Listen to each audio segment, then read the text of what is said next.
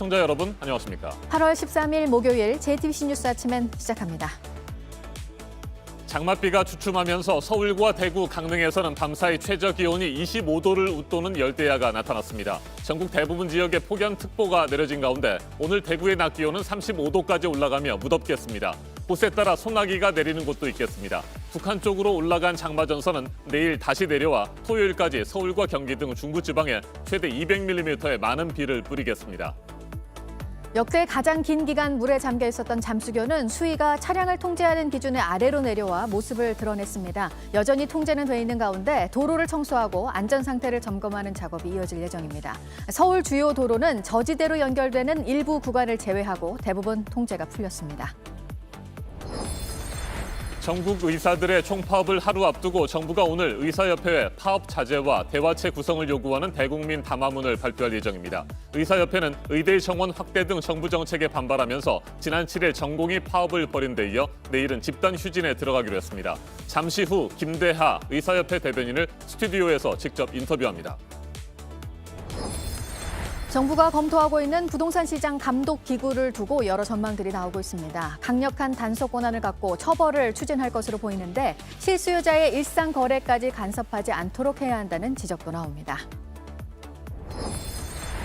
미국 민주당이 어제 부통령 후보로 지명된 카멀라 해리스 상원 의원의 성장 과정과 활동상이 담긴 영상을 공개하는 등 본격적인 대선 홍보 활동에 나섰습니다.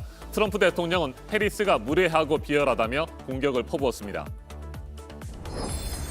영국 스코틀랜드에서 열차가 탈선하는 사고가 나 기관사를 포함해 3명이 사망했습니다. 앞서 이 지역에 폭우가 내렸고 산사태가 사고를 일으킨 것으로 추정되고 있습니다. 장마전선이 잠시 소강 상태를 보이고 있는 사이 폭염이 찾아왔습니다. 어젯밤부터 오늘 아침까지 서울을 비롯한 전국 곳곳에서 최저 기온이 25도를 넘어서는 열대야가 나타났습니다. 조금 전 7시 기준으로 밤사이 최저 기온은 강릉과 제주 28도, 서울은 26도를 웃돌았습니다. 덥고 습한 날씨가 이어지고 있는 가운데 전국 대부분 지역에 폭염특보가 내려졌습니다. 네, 장마가 끝난 건 아닙니다. 일단 지금 나온 예보로는 주말에 중부지방에 마지막으로 비가 더 오고 올해 장마가 끝날 것으로 보입니다. 이재승 기자입니다. 밤사이 최저 기온이 25도를 웃돈 지역은 서울과 강릉, 대구 등입니다. 기상청의 공식 열대야 기준인 오전 9시까지는 지켜봐야겠지만 주로 경기도와 서해안, 동해안, 경상도에서 무더운 밤이 이어졌습니다. 열대야에 이어 낮에도 덥고 습한 날씨는 계속되겠습니다. 동해안과 경북, 제주에 폭염 경보가 내려졌고 서울 등 그 밖의 지역에도 폭염주의보가 발효 중입니다. 낮 동안 기온이 크게 오르면서 대기가 불안정해져 내륙 곳곳에는 20에서 60mm의 소나기가 오는 곳도 있겠습니다. 북한 쪽으로 올라간 장마전선은 내일 다시 우리나라에 영향을 주겠습니다. 북태평양 고기압 가장자리를 따라 서해에서 따뜻하고 습한 공기가 중부지방으로 유입되면서 장마전선의 힘을 키우겠습니다. 내일 새벽 경기 북부와 강원 북부에서 비가 시작돼 낮에는 서울과 그 밖의 중부지방에도 장맛비가 내리겠습니다. 남북으로 폭이 좁고 동서로 긴 강수대가 형성돼 돌풍과 천둥 번개를 동반한 국지성 집중호우가 쏟아지겠습니다. 내일 금요일부터 광복절인 토요일까지 서울 경기와 강원 영서, 충청 북부에 최대 200mm 이상, 강원 영동과 충청 남부, 경북 북부에는 30에서 80mm의 비가 예상됩니다. 내일은 중부지방뿐만 아니라 북한 황해도 일대에도 많은 비가 오겠습니다. 경기 북부에 있는 임진강과 한탄강 등을 중심으로 수위가 급격히 상승할 수 있어 주의해야 합니다. 막바지 장맛비는 일요일 이후 북태평양 고기압이 한반도를 완전히 덮으면서 끝나겠습니다. JTBC 이재승입니다. 지난 2일부터 전면 통제되고 있는 서울 잠수교의 수위가 오늘 새벽 차량 제한 기준인 6.2m 아래로 드디어 내려갔습니다. 하지만 여전히 보행자 제한 기준 5.5m보다는 높습니다. 현재 물청소와 부유물 제거 작업이 진행되고 있는데 당장 차량 통행이 재개될 수 있는 상황은 아니라고 합니다. 한강 주변의 일부 도로 역시 지금도 차량 통행이 통제되고 있습니다. 잠수교에 나가 있는 취재 기자를 연결합니다. 송수환 기자. 잠수교가 오랜 잠수를 끝내고 다시 물 밖으로 모습을 드러냈군요. 그렇습니다. 잠수교가 열흘 만에 이제 모습을 드러냈습니다. 오전 7시 기준 잠수교의 수위는 약 6m 정도입니다. 어제 이 시간에는 8m 정도였는데 하루 만에 2m 정도가 낮아진 거고요. 차량을 통제하는 기준인 6.2m보다도 낮아진 상황입니다. 제 뒤로 이제 흙탕물에 잠겼던 잠수교를 아까까지만 해도 시선에는 물 청소 작업을 볼 수가 있었고요. 반포 한강공원 같은 경우에도 물에 잠겨 있었는데 지금은 물이 빠져 있는 모습을 볼 수가 있습니다. 하지만 차량 통제는 여전히 진행되고 있습니다. 왜냐면은 제가 한강 홍수통제소에 물어봤더니 수위는 이제 차량이 지나갈 수 있는 수준이 됐지만은 아직 물청소 작업이 남아 있고 또 부유물이 남아 있기 때문에 안전이 완전히 확보될 때까지는 통제가 유지될 거라고 얘기를 했습니다. 또 내일부터 주말까지 장맛비가 다시 올 거라고 예보가 있었는데요. 하지만 팔당댐의 방류량을 지금 봤을 때는 한강 수위는 점점 더 낮아질 거라고 설명을 했습니다. 네, 올림픽 대로를 비롯한 한강 주변 도로의 통제 상황은 지금 어떻습니까? 네, 서울 주요 도로는 저지대로 연결되는 일부 구간을 제외하고는 통제가 해제된 상황입니다. 현재 성산대교 남단에서 양평 나들목으로 가는 길과 당산철교 남단에서 당산 지하차도로 가는 길이 통제 중이고요. 올림픽대로에서 방화대교 남단으로 빠지는 개화 육관문도 여전히 막혀 있습니다. 또 동작대교 아래 신동아 쇼핑센터 지하차도 역시 차량 진입이 금지되어 있는 상황입니다. 네, 한강 공원을 뒤덮었던 물도 빠지기는 했지만 완전히 본래 모습을 되찾고 시민들이 불편 없이 이용할 수 있으려면 좀 더 시간이 걸리겠죠.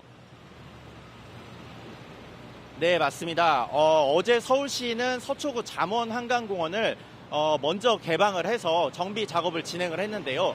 그 외에 10개 한강공원은 제 뒤로 보이는 반포 한강공원처럼 물이 빠져 있긴 하지만 아직 여전히 통행이 제한되는 상황입니다.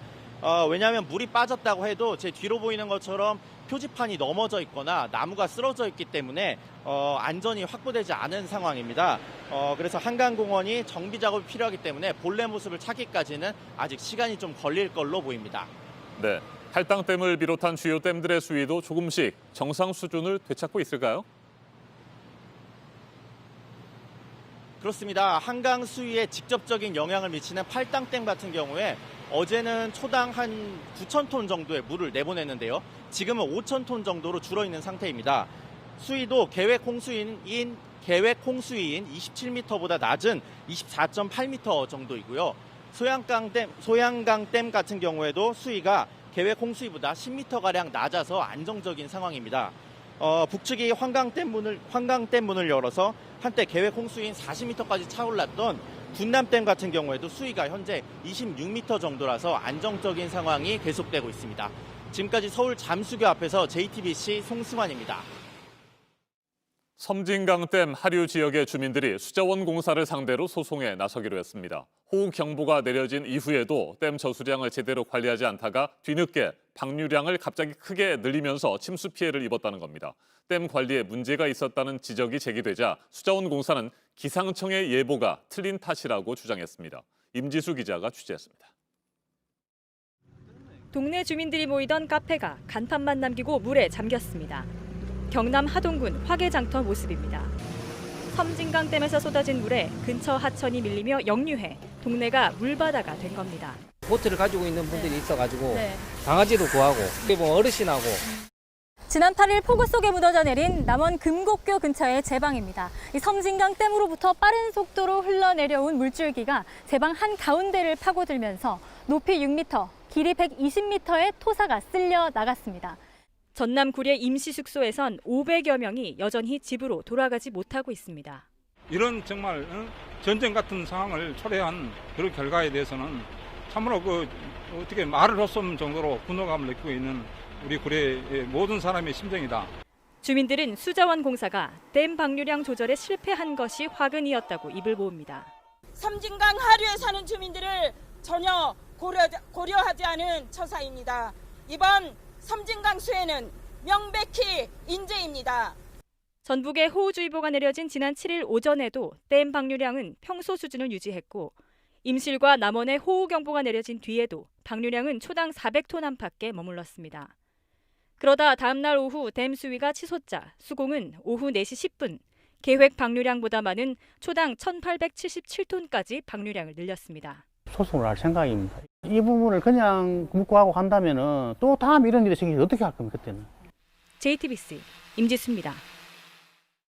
전북 진안의 용담댐 하류 지역에서 인삼 농사를 짓는 주민들도 이번 폭우로 큰 피해를 입었습니다. 축구장 280배에 이르는 면적의 인삼밭이 진흙밭으로 변했습니다. 피해 주민들과 해당 지역 군수들은 역시 수자원공사의 물 관리에 문제가 있었다고 주장하고 있습니다. 정용재 기자입니다. 인삼이 자라고 있어야 할 밭이 황무지가 됐습니다. 차양막은 돌돌 말리고 노인은 흙에 박힌 지지대를 뽑아내느라 땀을 흘립니다. 인삼 가격도 얼마나 하락해. 하들 아니야. 다 물삼이라고. 가지고 와 뭐야 이거. 충남 금산에서만 축구장 280개 크기의 인삼밭이 물에 잠겼습니다. 인삼밭 고랑에는 아직도 이렇게 물이 많이 남아 있습니다. 제가 밟아도 이렇게 질퍽질퍽한데요. 이 앞쪽에 있는 인삼 이파리를 한번 보면요. 진흙이 아직도 많이 묻어 있습니다. 이렇게 힘없이 뽑혀 나오는데 물에 오래 잠겨서인지 이렇게 힘없이 부서집니다. 그나마 더 썩기 전에 캔에 흙도 털지 못하고 냉장고에 넣었습니다. 흙이요 흙 이게 삼이냐고 이게 봐요 이거 뭐 다 이랬었다고. 지난 8일 용담댐에서 금강으로 초당 3,000여 톤의 물 흘려보냈습니다. 물 관리를 제대로 못한 탓이라고 저는 생각을 해요. 갑자기 3,200mm가 물폭탄이 터지니까. 충남 금산과 충북 영동, 옥천, 전북 무주군수들이 수자원공사를 찾았습니다. 물난리가 댐 수위 조절을 못해 벌어졌다는 겁니다. 이들은 홍수기인데도 집중호우 전 나흘 동안 방류량을 되레 줄였다고 주장했습니다. 수자원공사는 강을 낀 지자체와 펜션 업체들이 영업을 위해 방류량을 줄여달라고 요구해 어쩔 수 없었다고 설명했습니다. JTBC 정영재입니다. 마을 전체가 물에 잠기고 천여 마리의 소가 죽거나 급류에 휩쓸려간 전남 구례에서도 복구 작업이 힘겹게 이어지고 있습니다. 문재인 대통령은 어제 비 피해 지역들을 찾아 주민들을 만났습니다. 정진명 기자입니다. 벽돌로 지어진 집이 중장비로 건들자 힘없이 무너집니다. 지붕과 문은 모두 뜯겨 나갑니다. 지붕만 남기고 물에 잠겼던 집입니다. 이런 집이 한두 채가 아닙니다. 불과 며칠 전만 해도 비바람을 가려주던 집은 보시는 것처럼 모두 부서져 잔해만 남았습니다. 집주인은 망연자실해 합니다. 1,400평이나 하는데 절단 다 나버렸어. 200여 명이 모여 사는 마을에서 키우던 한우는 1,500마리. 이곳에서만 소 400마리가 죽었고 600마리는 찾지도 못하고 있습니다. 큰 물에 떠내려간 소가 경남 하동에서 발견됐다는 소식이 들려오기도 했습니다. 지붕 위에 올라가 버티며 살아남은 소들도 정상은 아닙니다. 3일 동안 내가 밥도 못 먹고 싶어. 이거 술만 먹고 삽니다. 밥이 넘어가겠는가요?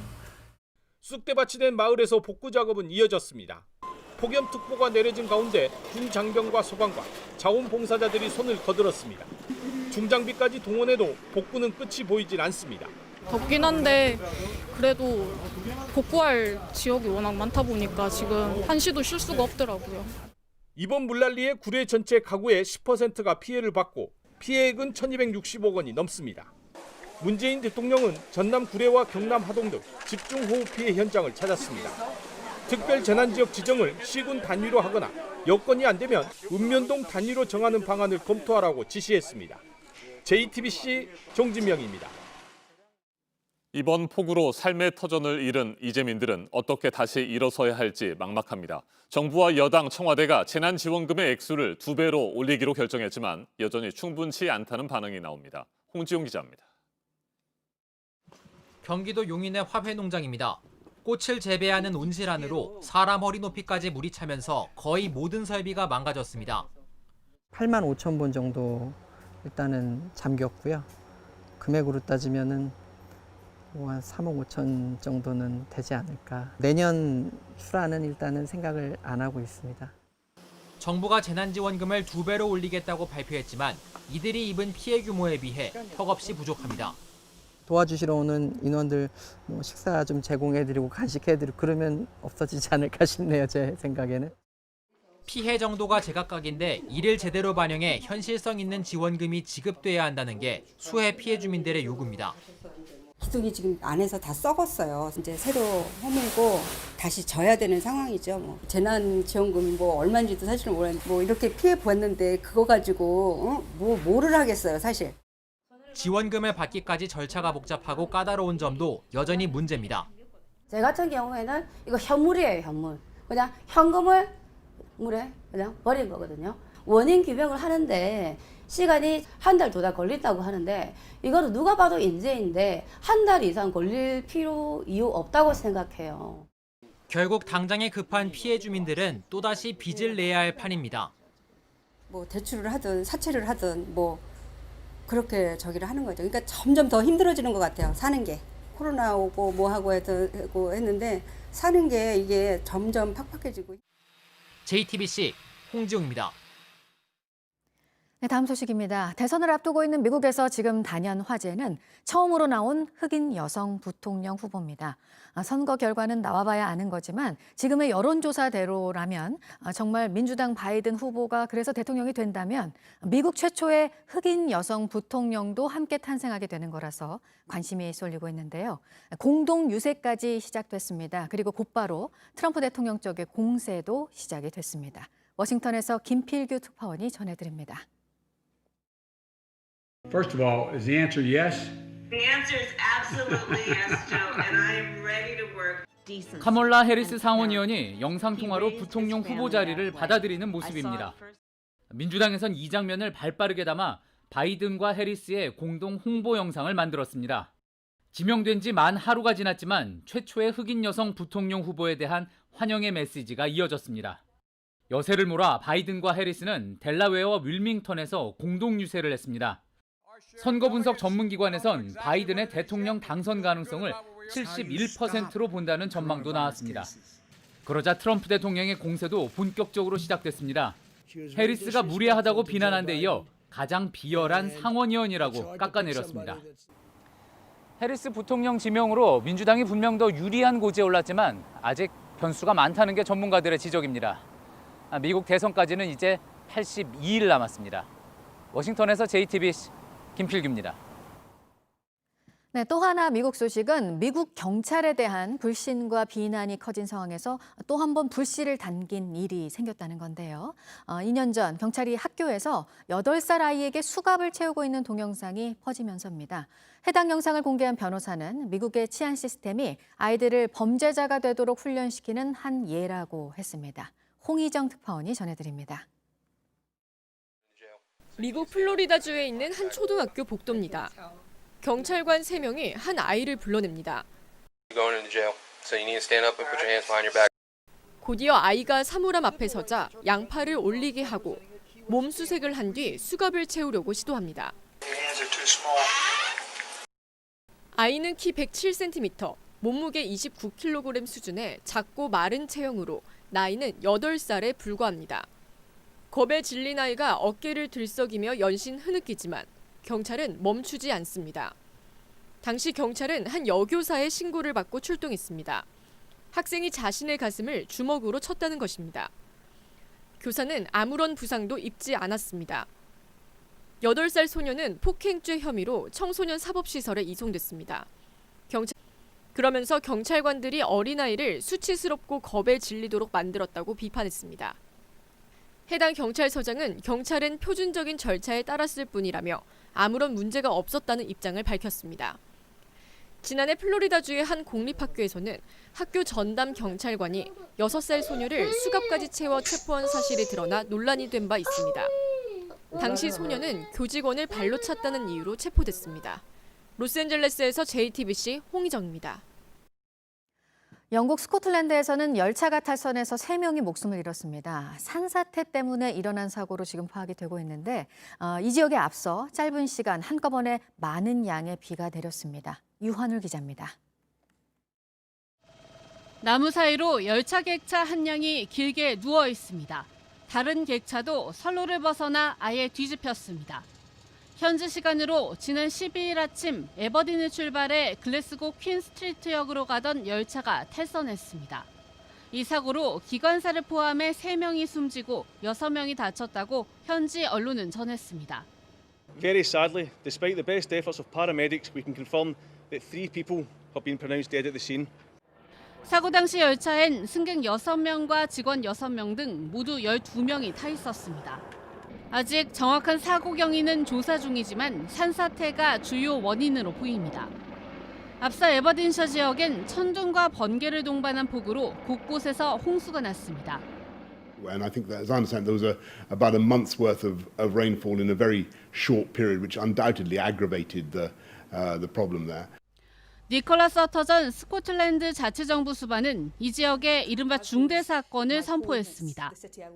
지역 당국이나 응급 서비스 등이 특별 조치에 들어가야 할 수도 있다는 것으로 심각한 사건이나 상황을 뜻합니다. JTBC 유한울입니다. 네, 나라 밖 소식 좀 더 보겠습니다. 현 대통령이 육선에 성공한 벨라루스에서 장기 집권에 반대하는 시위가 이어지고 있습니다. 보도국 연결하겠습니다.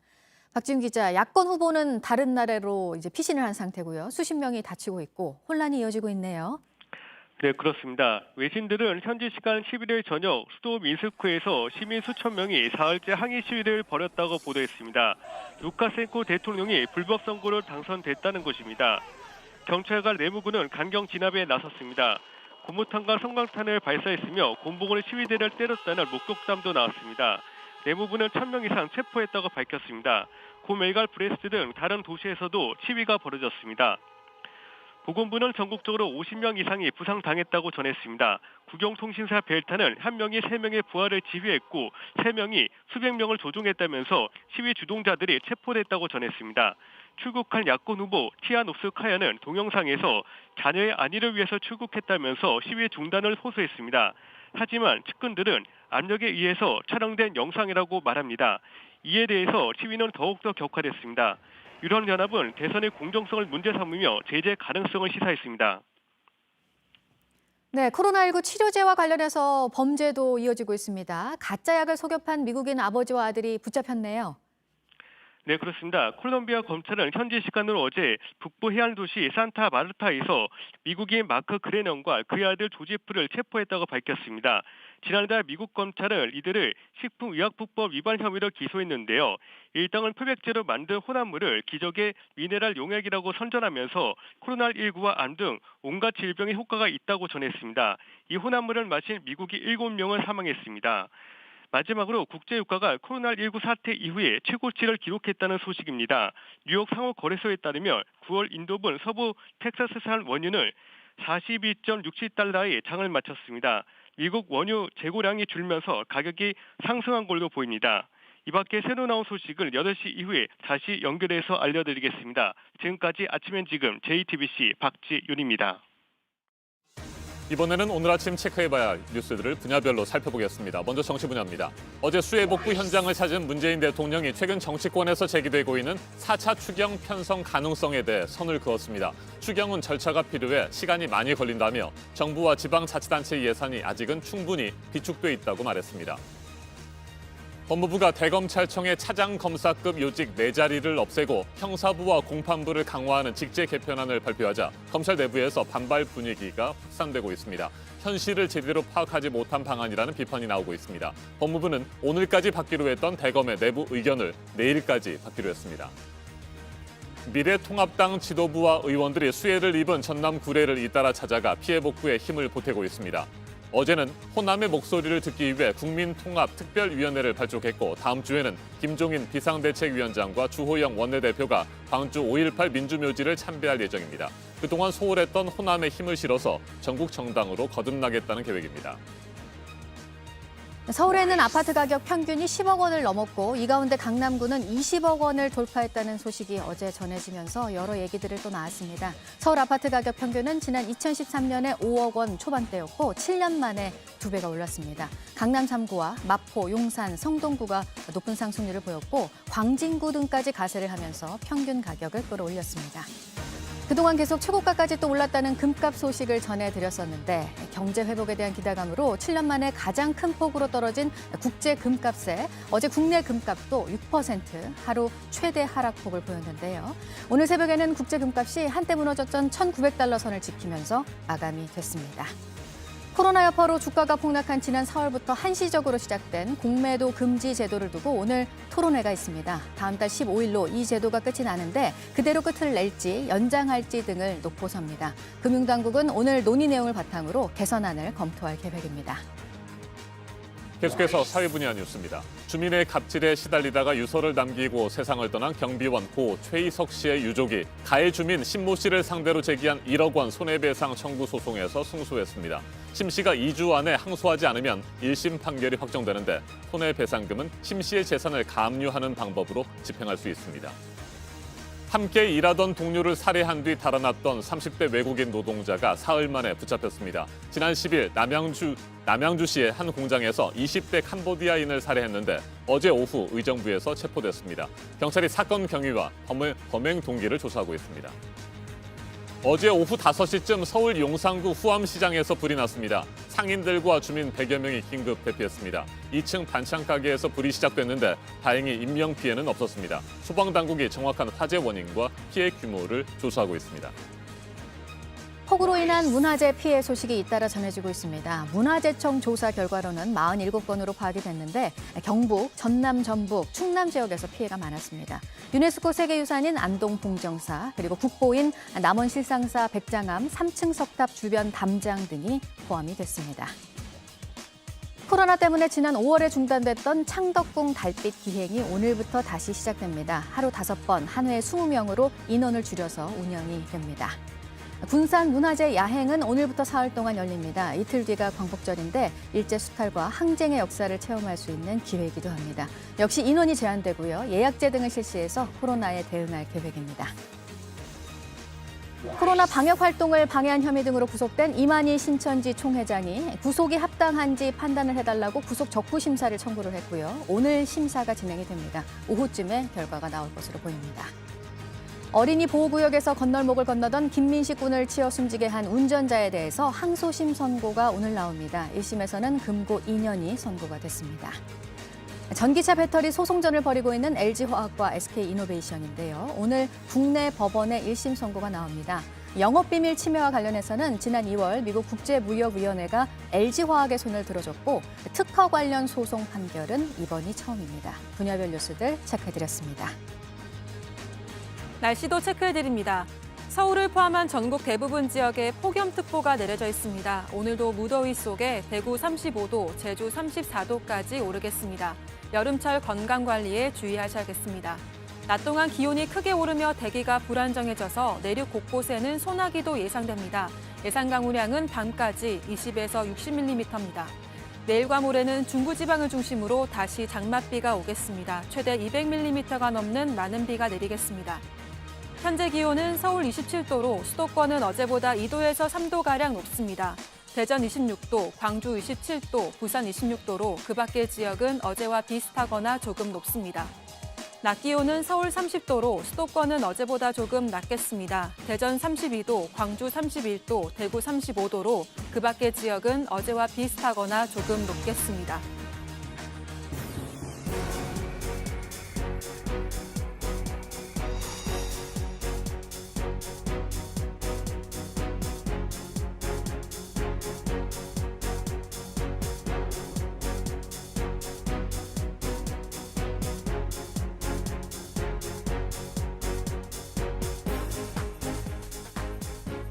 롯데리아 직원 여러 명이 코로나19 확진 판정을 받았습니다. 19명이 모임을 했는데 이 가운데 11명이 감염됐습니다. 박유미 기자입니다. 지난 6일 서울 광진구에 롯데리아 점장들이 모였습니다. 업무 회의에 10명이 참석했고 족발집에서 저녁 식사를 했습니다. 2차는 치킨집으로 이어졌습니다. 이 자리엔 19명이 모였습니다. 그제 첫 확진자가 나왔고 접촉자 조사 과정에서 11명이 감염된 것으로 확인됐습니다. 음식과 술을 나눠 먹다 보니 마스크는 제대로 쓰지 않은 것으로 파악됐습니다. 6일 밤 같은 음식점을 이용한 다른 손님들도 안심할 수 없는 상황입니다. 서울시는 선제적 조치로 해당 음식점 방문자 대상으로 증상 발생 시 검사받도록 안내 문자를 발송했습니다. 모임 후 닷새 만에 첫 확진자가 나왔기 때문에 가족 등 이른바 N차 감염 역시 우려됩니다. 방역당국은 모임이 있었던 지점을 포함해 롯데리아 지점 7곳을 소독했습니다. 대부분 어제 하루 문을 닫았지만 문을 연 곳도 있었습니다. 롯데리아 측은 확진자가 손님이 있는 곳이나 주방에 가지 않았기 때문에 소독 후 문을 열어도 된다는 방역당국의 지침에 따른 것이라고 설명했습니다. 하지만 확진자가 나온 다음 날 오후 늦게야 공식 입장을 내놓은 것에 대해 소비자들의 비난이 쏟아졌습니다. JTBC 박유미입니다. 섬진강 하류와 이어지는 경남 남해의 무인도 난초섬에서 어제 오전 암소 한 마리가 발견됐습니다. 지난 8일 집중호우 때 섬진강 상류인 전남 구례군 축산단지에서 급류에 휩쓸려 55km를 떠내려온 것입니다. 암소는 현재 임신 4개월로 남해군 관계자들은 바지선과 어선 등을 동원해 암소를 육지로 데려왔습니다.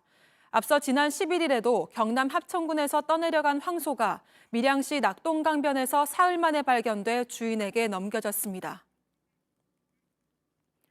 새벽 도로변을 걷던 마라톤 대회 참가자들이 음주운전 차량에 치여 숨진 사건과 관련해 경찰이 대회 관계자 2명을 형사 입건했습니다. 이 관계자들은 마라톤 대회를 진행하면서 대열 유지와 차량 통제 등 참가자들에 대한 안전 조치를 소홀히 한 혐의를 받고 있습니다. 앞서 지난달 9일 새벽 경기도 이천시 2차로 도로에서 술에 취해 운전하던 30살 A씨가 마라톤 참가자 3명을 치어 숨지게 했습니다. 서울 관악경찰서는 지난 11일 새벽 자택에서 70대 어머니를 흉기로 살해한 혐의로 40대 남성에 대해 구속영장을 신청했습니다. 피의자는 같은 날 인근 경찰서에 찾아가 범행 사실을 자백했습니다. 곧바로 현장에 출동한 경찰은 숨진 70대 노모와 함께 외부인 침입 흔적이 없었음을 확인했습니다. 지구촌 곳곳의 소식을 전문가의 깊이 있는 분석과 함께 전해드리는 아침엔 세계 시간입니다. 중남미 국가 볼리비아에서 정치적 혼란이 계속되고 있습니다. 13년 동안 장기 집권을 이어가던 에보 모랄레스 전 대통령이 부정선거 의혹으로 지난해 11월 사임한 뒤 임시정부가 들어섰습니다. 하지만 여전히 모랄레스 전 대통령을 지지하는 시위가 이어지고 있습니다.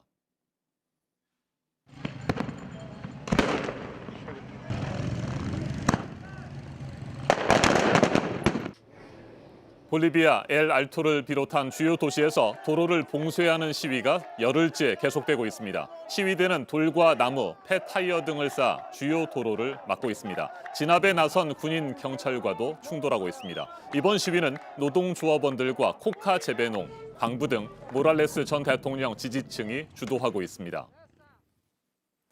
모랄레스 전 대통령은 지난해 10월 대선에서 부정을 저질렀다는 의혹을 받은 이후 사임했습니다. 이후 잔인의 아네스 상원 부의장이 임시 대통령을 맡아 지금까지 임시 정부를 이끌고 있습니다. 지난 5월 후임 대통령을 뽑기 위한 대선을 치를 예정이었지만 아네스 정부는 코로나19를 이유로 선거를 9월로 연기했습니다.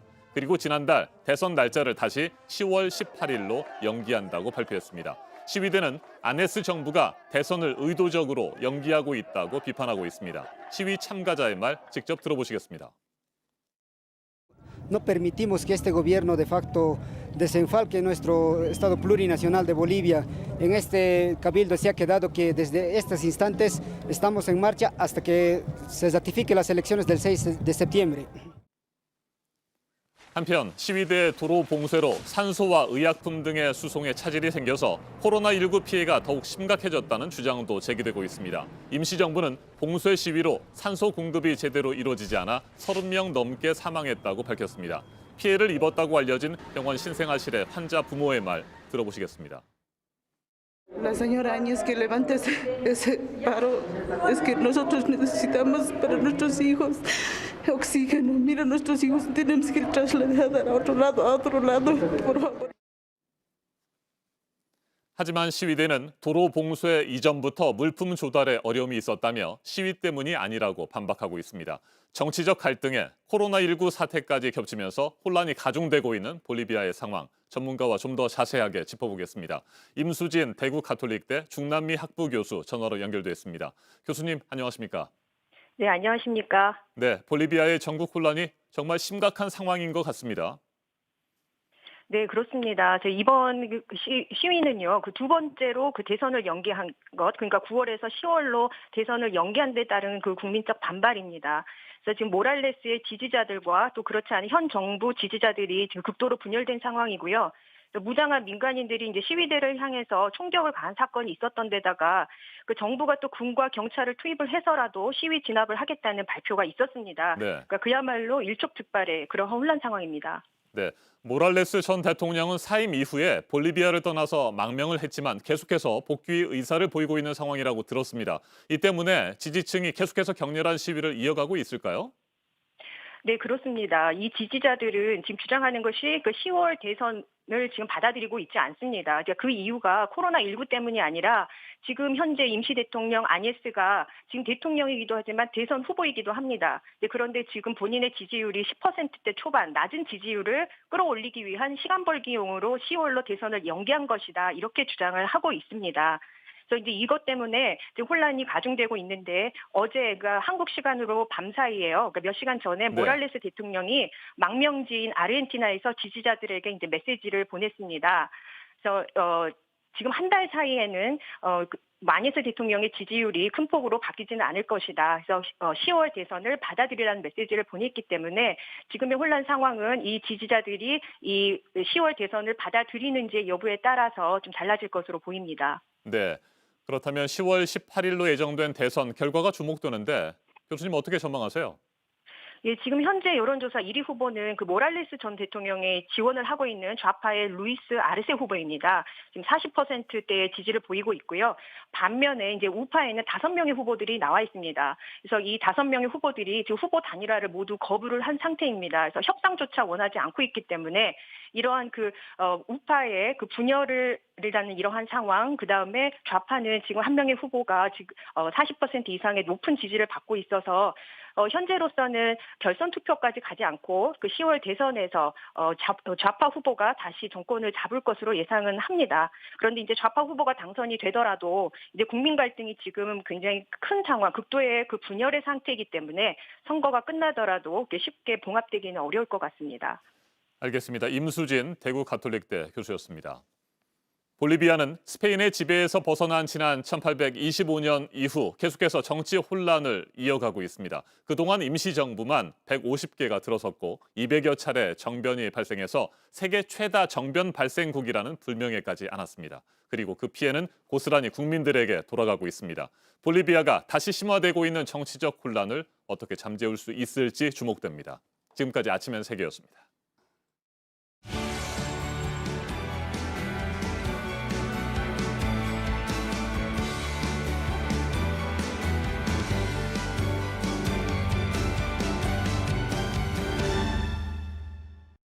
네, 목요일 아침 8시 6분 지나고 있습니다. 부동산 대책을 또 내놓은 정부에서는 이후 연일 단속을 강조하고 있고 그 역할을 할 것으로 지금 정부가 검토를 하고 있는 중인 부동산 감독 기구를 놓고 지금 여러 얘기들이 나오고 있습니다. 어느 정도 규모로 어떤 사람들이 모여서 운영이 될지도 그렇고요. 실효성이 있을지에 대해서도 논란이 이어지고 있는데요. 일단 강력한 단속 권한을 가지는 기구가 될 것으로 예상됩니다. 먼저 안태훈 기자입니다. 수도권과 세종 지역에 대해서는 경찰청의 100일 특별단속과 국세청의 부동산 거래 탄로 대응 TF에서의 점검 대응을 가일층 강화해 나가도록 하겠습니다. 홍남기 부총리가 부동산 시장 점검 관계장관 회의에서 강조한 건 합동 단속입니다. 우선 청약 통장과 분양권을 불법으로 사고 팔거나 기획 부동산 등 거래 질서를 교란하는 행위가 단속 대상입니다. 또 집값 담합이나 재건축 재개발 비리, 전세 보증금을 떼먹는 행위도 단속하기로 했습니다. 비싼 집을 사고 판 거래에서 탈세가 의심되는 사례와 개인 사업자 대출, 법인 대출을 악용한 편법 대출도 조사합니다. 부동산 감독 기구가 생기게 되면 이들 기관의 권한이 모두 한 곳으로 모이게 됩니다. 정부 관계자는 이 같은 역할을 앞으로 부동산 감독 기구가 맡게 될 것이라고 말했습니다. 특히 부동산 시세를 끌어올리는 행위에 대해선 공인중개사가 연루된 경우에만 제재할 수 있는 현행법을 개정하거나 새로운 법을 만들어 개인도 처벌하겠다고 설명했습니다. 지금은 아파트 입주민단체 등이 집값을 담합해도 별다른 처벌을 받지 않지만 앞으로는 처벌할 수 있다는 얘기입니다. 이호승 청와대 경제수석은 라디오에서 호가 조작, 허위 매물이나 거짓 정보 유포가 빈발하고 있지만 이를 적발하고 처벌할 기능은 부족하다고 지적했습니다. 그러면서 부동산 감독 기구가 생기면 상당히 강한 기능과 역할을 하게 될 것이라고 강조했습니다. JTBC 안태훈입니다.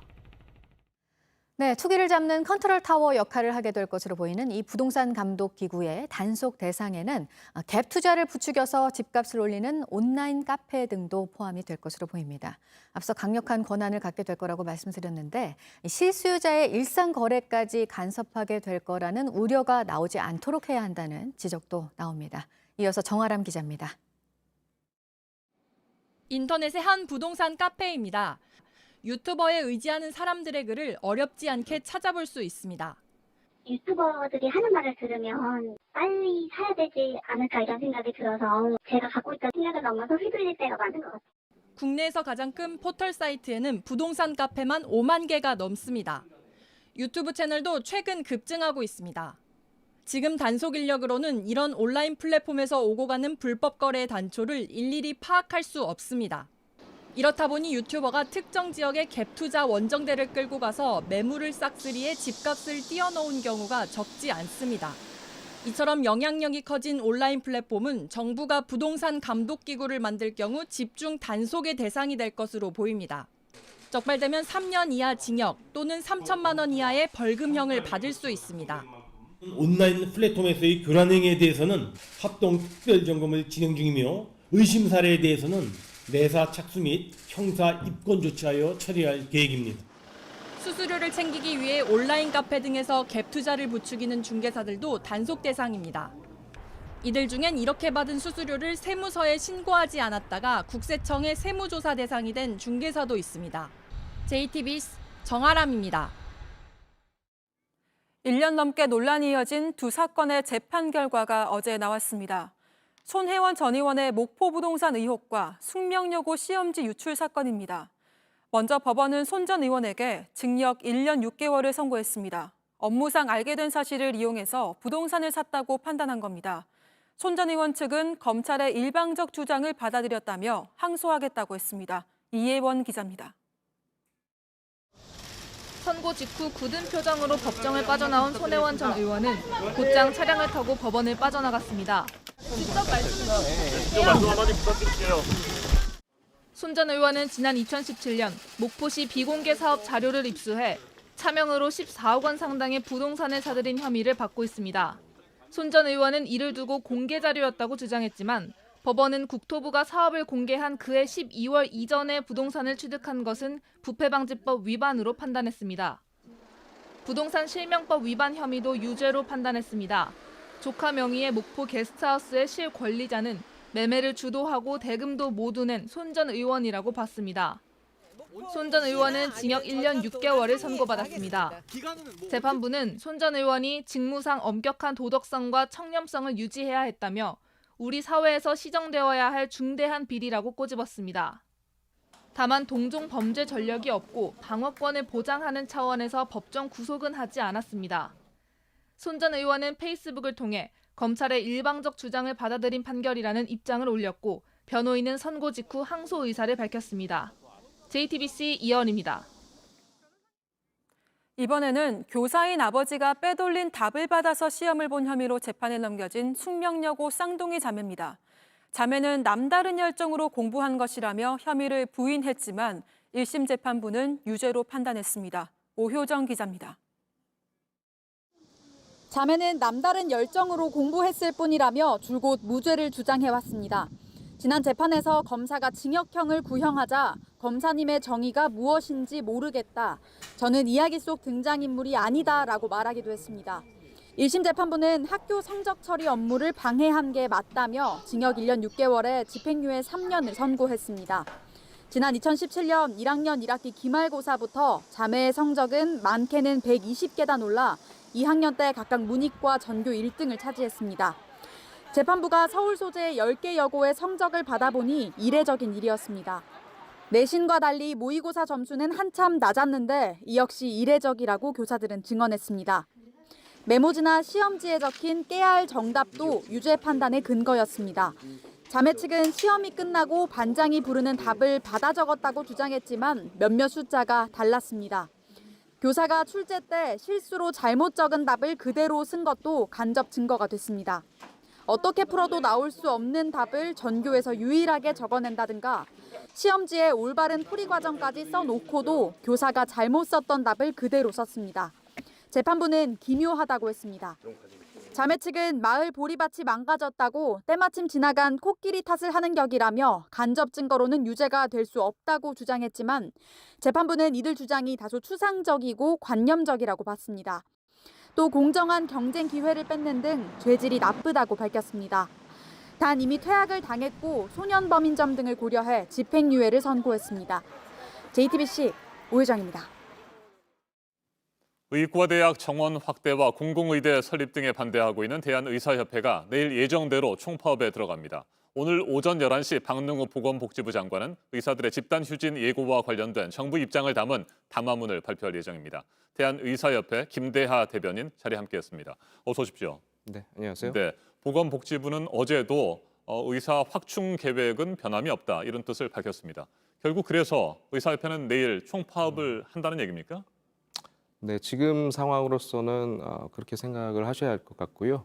예, 뭐 저희도 정부에 대화를 요청한 부분인데 네. 대화의 전제라고 할 수 있는 현재 의사 증원안에 대해서 정부에서 일단 추진 자체는 불가피하다는 입장을 계속 밝히셨기 때문에 아무래도 저희가 예정된 단체 행동을 할 수밖에 없는 상황이 된 것 같습니다. 네, 정부가 제안한 보건의료 발전 계획 협의체 이 구성에 대해서는 의사협회도 현재 뭐 같은 뜻을 가지고 있고 참여하겠다 이런 생각인 거죠? 아니요, 조금 정확하게 제가 다릅니까? 말씀드리겠습니다. 예. 저희가 협의체를 제안을 했던 것은 현재 의사 인력 증원안이 앞으로 10년, 20년 후에 장기적인 의사 수급 계획에 있어서 충분한 근거가 부족하다라는 부분에서 저희 의료계가 반발을 하고 인정하지 못하는 것이고요. 그래서 그런 부분을 함께 논의할 수 있는 협의체를 저희가 제안을 한 것인데 네. 복지부에서 지금 발표하신 것은 협의체를 만들겠다, 대화를 하겠다 하시지만 사실상 원안에 대한 추진은 불가피하다라고 이야기하고 계시기 때문에 저희와 전제 조건이 좀 다르다 보고 있고요. 이런 협의체 논의는 사실상 어떤 결론을 도출하기 어렵다고 보기 때문에 저희는 이것에 대해서는 참여하지 않고 있습니다. 네, 그렇다면 오늘도 대화를 이어가기는 하겠지만 뭐 어느 정도의 타협의 실마리를 찾기는 어려운 상황이라고 봐야 되겠습니까? 뭐 기존과 같은 입장을 만약에 복지부에서 계속해서 유지하신다면 일단은 당장 대화에 나서기는 좀 어려울 것 같습니다. 네, 그건 뭐 대한의사협회도 마찬가지 아닙니까? 해마다 400명씩 10년 동안 4,000명의 의사를 충원하도록 하겠다. 이 계획을 근본적으로 반대하시는 거죠? 일단은 반대를 하고 네. 있고요. 저희는 말씀드렸지만 의사 인력의 이런 추계입니다. 그러니까 10년, 20년, 30년 후 장기적으로 부족한지 아니면 충분한지 아니면 과잉한지 이런 것들을 충분하게 신중하게 고려해야 되는데 그런 것들이 지금 되지 않았기 때문에 저희는 지금 이 안에 대해서 반대하는 것입니다. 일단은 반대한다 이런 말씀을 하셨는데 그렇다고 한다면 구체적인 의사 충원 숫자와 관련돼서는 협상의 여지가 있다 이렇게 생각하시는 겁니까?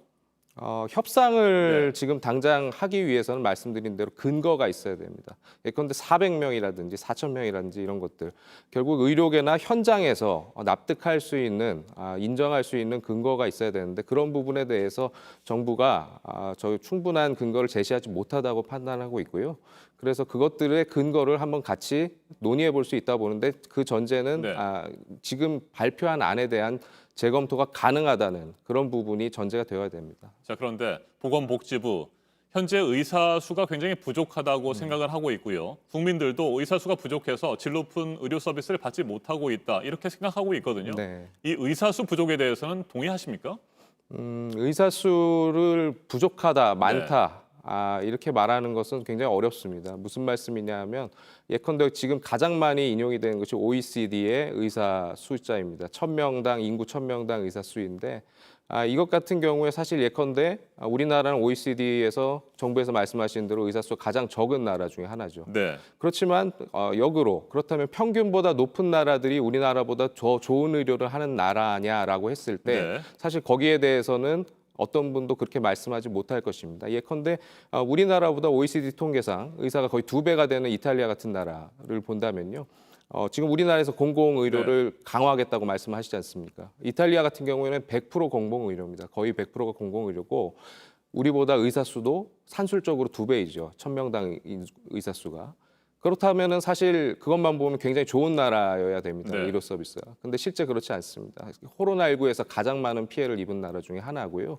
의료진의 어떤 질적 저하 문제가 굉장히 사회 문제가 되어 있는 나라입니다. 다시 말씀드리면 이런 사회의 어떤 문화라든지 보건의료 제도를 가지고 같이 종합적으로 판단해야 되는 부분이지 OECD 통계, 이 단편적인 의사 숫자 하나만은 가지고 많다 적다 말할 수 없다는 것입니다. 네. 보건복지부는 앞으로 10년 동안 4,000명을 확충해서 그 가운데 3,000명의 경우에는 지역의 중증, 필수 의료 분야에 투입을 하겠다 이런 계획입니다. 이건 바로 지역 간의 의료 격차가 그만큼 크기 때문이라는 건데 이 부분에 대해서는 어떻게 생각하세요?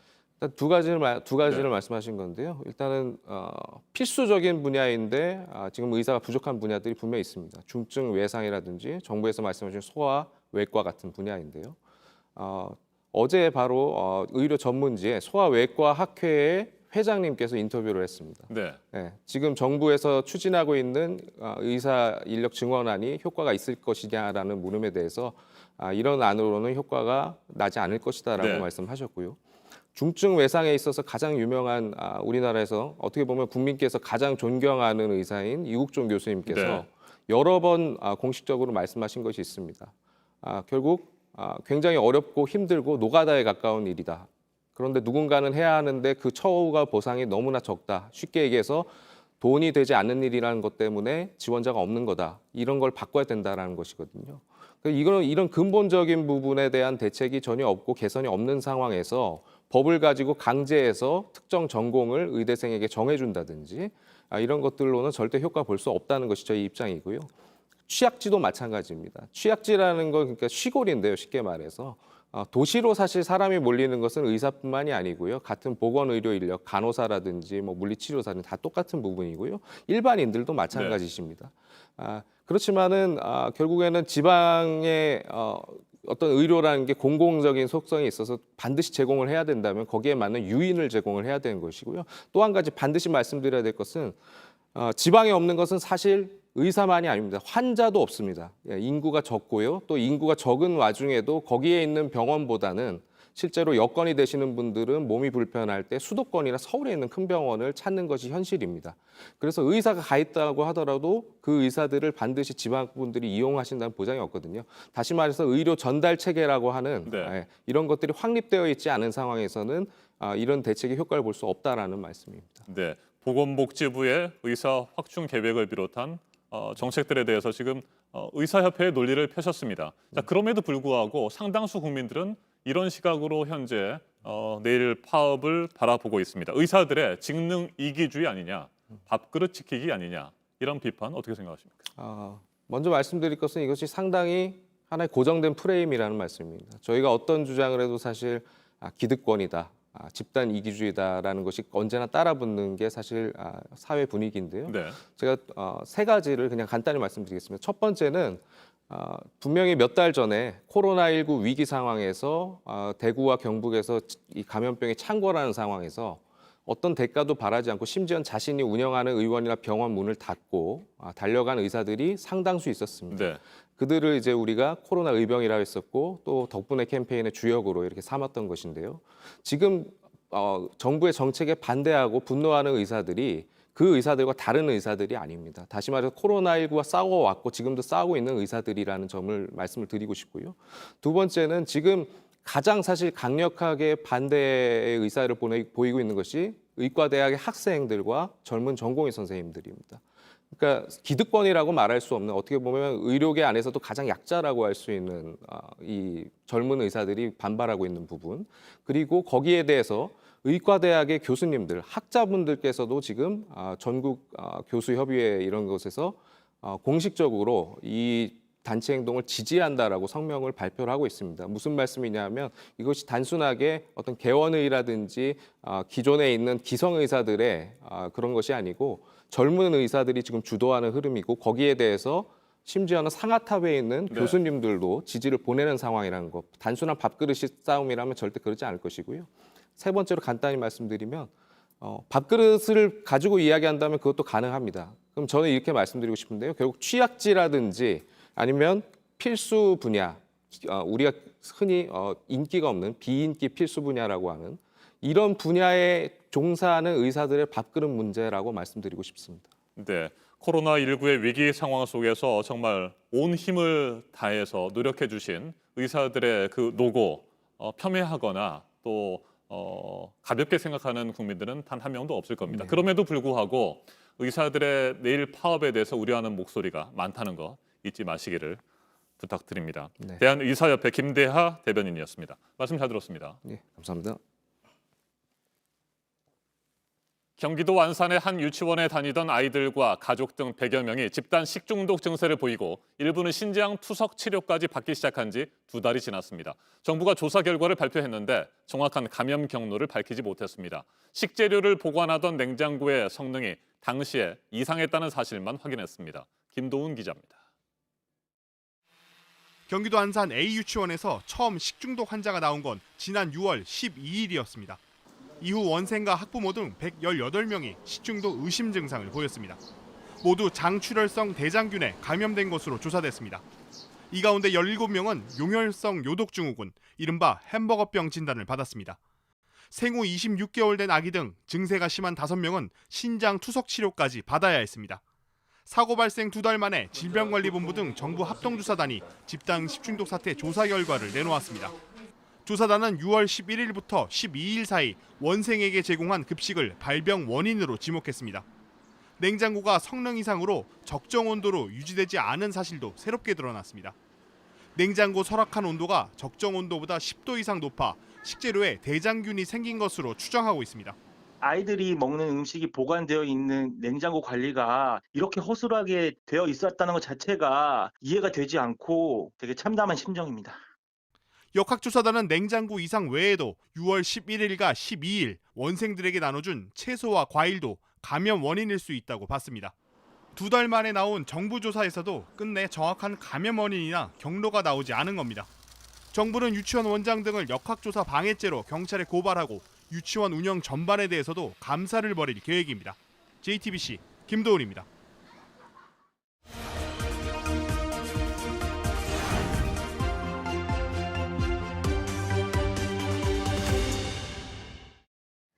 국내에서 열리는 영화제들이 올해는 할 수 없이 거의 대부분 온라인 개최를 선택하고 있고요. 직접 해당 지역으로 가서 그 열기를 고스란히 느낄 수가 없는 아쉬움이 있긴 하지만 또 어떻게 보면 온라인으로 출품작들에 더 쉽게 다가갈 수 있기도 해서 새로운 방식이 되고 있기도 합니다. 오늘 시작되는 제천국제음악영화제도 온라인으로 열리는데요. 올해는 또 어떻게 꾸며지는지 소개해드리겠습니다. 함께 보시겠습니다. 다시 너랑 노래하고 싶어서. 네, 올해 개막작입니다. 자신이 만든 곡으로 이른바 대중적인 성공을 하고 싶지만 만만치 않은 현실과 마주하고 있는 주인공이 음악으로 행복을 찾아가는 과정을 담았습니다. 이렇게 제천음악영화제는 음악을 소재로 한 영화 그리고 영화 속의 음악에 시선을 둔 독특한 색깔을 지난 15년 동안 보여줬는데요. 올해 만날 수 있는 음악영화는 80편이 넘고요. 그동안 이 영화제에서 소개가 돼서 알려지게 된 10편이 이번에 또다시 상영도 됩니다. 2012년 개막작으로 다음해 아카데미에서 상을 받은 서칭 포 슈가맨도 포함이 됐습니다. 또 영화 속 뮤지션들을 영화 밖에서 만나서 직접 음악을 들어보는 콘서트도 또 준비가 돼 있는데요. 올해 특히 눈길이 가는 프로그램은 안녕 엔니오 모리코네입니다. 지난 7월에 세상을 떠난 이 영화 음악가를 추구하면서 대표작 시네마 천국을 포함한 영화들이 또 상영이 되고요. 이번 주 말에는 음악가들의 공연도 열립니다. 그리고 온라인 영화제가 익숙지 않은 어르신들을 위해서 악단의 연주와 함께 영화를 보여주는 찾아가는 동네 극장까지 어떻게든 관객들을 만나고 싶은 고민이 묻어나 있는 제천영화제 다음 주 월요일까지 이어집니다. 아침엔 라이프였습니다. 네, 최근에요. 트럼프 미국 대통령과 배치되는 행보를 보였었던 에스퍼 국방장관 관련 소식이 들어와 있는데요. 트럼프 대통령이 참모들과 에스퍼 장관을 교체하는 걸 논의를 했다는 소식입니다. 보도국 연결해서 알아보도록 하겠습니다. 박지훈 기자, 대선 뒤에 이제 교체를 하는 얘기를 했다고 그러는데 에스퍼 장관 본인의 생각은 그럼 어떤 건가요? 네, 블룸버그 통신은 트럼프 대통령이 11월 대선 뒤에 에스퍼 장관을 교체할지를 개인적으로 생각했다고 보도했습니다. 통신은 또 에스퍼 장관할 지인들한테 대선 결과와 상관없이 떠날 생각을 하고 있다고 전했습니다. 이에 대해서 주디 디어 백악관 부대변인은 대선 이후 혹은 두 번째 임기에 대해서 말하는 것은 적절치 않다고 반응했습니다. 에스퍼 장관은 트럼프 대통령의 충성파로 분류되는데요. 하지만 트럼프 대통령이 군을 동원해 인종차별 반대 시위를 진압하자고 하자 에스퍼 장관은 공개적으로 반대했었습니다. 트럼프 대통령을 이에 분노했지만 바로 경질하지는 않았습니다. 주변에서는 대선 전에 교차하는 것에 대해서 부담을 느낀 것이 아니냐고 보고 있습니다. 네, 그리고 국내 코로나 신규 확진자 소식도 있습니다. 경기도 용인의 한 고등학생이 감염이 된 것으로 어제 확인이 됐었고, 그런데 그 가족과 친구들도 확진 판정이 나왔네요. 네, 그렇습니다. 용인시는 오늘 새벽 수지구 죽전동에 사는 50대 남녀가 확진됐다고 밝혔는데요. 어제 확진된 죽전고 1학년 학생 3명 중에 1명의 가족입니다. 인근에 사는 죽전고 학생도 추가 확진됐는데요. 어제 확진된 동급생과 접촉한 걸로 조사됐습니다. 방역당국은 어제부터 학생들을 상대로 검사를 하고 있는데요. 오늘도 학생과 교직원을 상대로 검사를 이어갑니다. 마지막으로 이탈리아인이 바라본 한국인 이미지는 K-팝이 1등이라는 소식입니다. 이탈리아 주재 한국문화원은 이탈리아인을 대상으로 한국 관련 이미지를 표현하는 그림 대회를 열었는데요. 접수된 203건 가운데 96건이 K-팝 관련이었습니다. 이 중에서도 57건이 방탄소년단이었습니다. 지금까지 아침엔 지금 JTBC 박지윤입니다. 발레 이야기를 다룬 빌리 엘리어트라는 영화가 있습니다. 여기서 주인공 빌리는 발레를 할 때만큼은 고단한 삶을 잊고 행복하게 날아오르는데요. 이런 빌리와 꼭 닮은 나이지리아의 발레 소년이 꿈에 성큼 다가섰습니다. 강나현 기자입니다. 안 그래도 울퉁불퉁한 시멘트 바닥이 흙탕물과 엉켜 더 따끔거리지만 맨발로 펼쳐낸 몸짓은 더없이 우아합니다. 보는 이라고는 쌓여있는 상자와 눈길 한번 주지 않고 무심히 할 일을 하는 이웃 아주머니가 전부지만 내리는 빗소리를 음악 삼아 이 11살 소년은 한 마리 새가 됩니다. 그저 춤추는 게 좋았던 나이지리아 시골 소년 마두는 3년 전 12명 남짓한 동네 무료 교습소에서 발레를 배우기 시작했습니다. 아프리카 문화와 거리가 먼 그저 소녀들이 추는 춤이라는 주변 시선도 아랑곳하지 않은 채 아름답게 춤추던 마두. 재능을 알아본 선생님이 소셜미디어에 올린 40초 남짓한 영상은 사람들의 마음을 움직였습니다. Ballet is my life and I practice everywhere. And when I'm dancing, I feel as if I'm on top of the world. 미국 대표 발레단 아메리칸 발레 시어터는 마두에게 장학생 입학을 제안했고 당장 올여름 3주 집중 교육 코스에 초대했지만 코로나로 이동이 어려워 우선 온라인 교육을 받기로 했습니다. 아들이 신부가 되길 바랐던 부모님도 이제 누구보다 열심히 마두를 응원합니다. 발레는 여자아이들만 하는 거라는 편견에 맞선 마두는 내년엔 직접 미국으로 건너가 훈련을 시작합니다. JTBC 강나현입니다. 아침엔 뉴스워치, 오늘 하루 관심을 가지고 지켜봐야 할, 기억해야 할 뉴스 끝으로 정리해드립니다.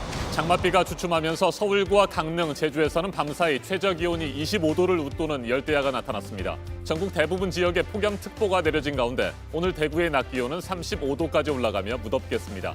곳에 따라 소나기가 내리는 곳도 있겠습니다. 북한 쪽으로 올라간 장마 전선은 내일 다시 내려와 토요일까지 서울과 경기 등 중부지방에 최대 200mm의 많은 비를 뿌리겠습니다. 10일 넘게 가장 긴 기간 동안 물에 잠겨 있었던 잠수교가 모습을 드러냈습니다. 차량을 통제하는 기준 아래로 수위가 내려갔지만 도로 청소와 안전점검을 위해 여전히 진입할 수는 없습니다. 서울 주요 도로는 저지대로 가는 일부 구간을 빼고 대부분 통제가 풀렸습니다. 전국 의사들의 총파업을 하루 앞두고 정부가 오늘 의사협회에 파업 자제와 대화체 구성을 요구하는 대국민 담화문을 발표할 예정입니다. 의사협회는 의대 정원 확대 등 정부 정책에 반발하면서 지난 7일 전공의 파업을 벌인 데 이어 내일은 집단 휴진에 들어가기로 했습니다. 신천지 이만희 총회장에 대한 구속 적부 심사가 오늘 진행이 됩니다. 정부의 코로나 방역 활동을 방해한 혐의 등으로 지난 1일에 구속됐고 구속이 합당한지 판단해달라고 이만희 총회장이 어제 청구를 했습니다. 오늘 전해드릴 소식은 여기까지입니다. 이상으로 JTBC 뉴스 아침엔 목요일 순서 모두 마치겠습니다. 건강한 하루 보내시기 바랍니다. 고맙습니다.